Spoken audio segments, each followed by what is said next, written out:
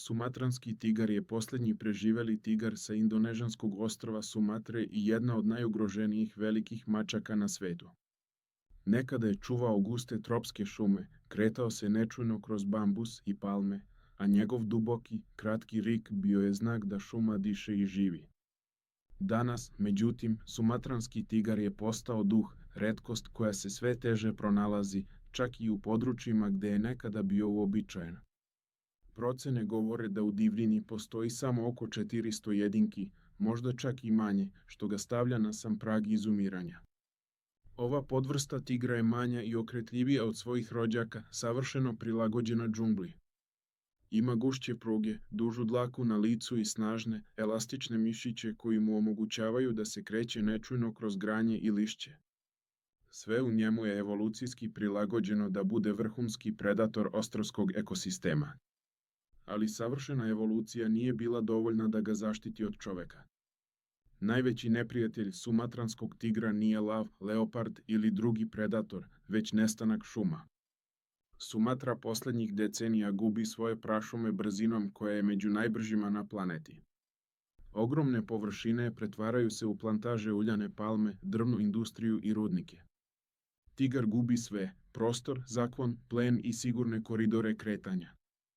Kada mu se stanište cepa na male, izolovane fragmente, tigrovi se ređe sreću, teže pronalaze partnere, a genetika populacije postaje sve slabija. Drugi problem je ilegalni lov. Iako je sumatranski tigar strogo zaštićen, njegova koža, kosti i zubi i dalje imaju vrednost na crnom tržištu.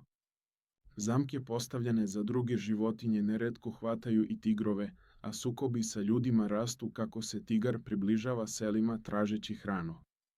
Bilo koji takav sukob najčešće se završava smrću za velikog predatora. Ekološka uloga sumatranskog tigra je nezamenjiva.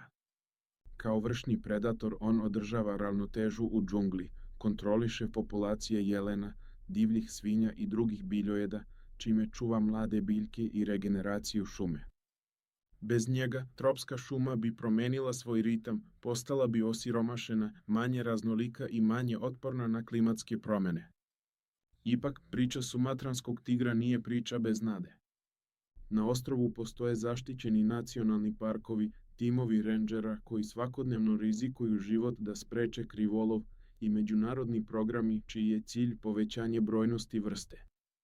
Kamere postavljene duboko u džungli povremeno uhvate snimak mladunčadi, znak da se, uprkos svemu, život bori da opstane. Sumatranski tigar je simbol borbe za tropske šume, posljednji čuvar Sumatre i dokaz koliko je krhka ravnoteža prirode. Ako on nestane, sa njim nestaje čitav svijet za koji možda nikada nećemo imati drugu šansu. Pitanje koje ostaje jeste, da li smo spremni da ga branimo dovoljno brzo, dok još traje njegova posljednja tiha borba u senci tropske noći.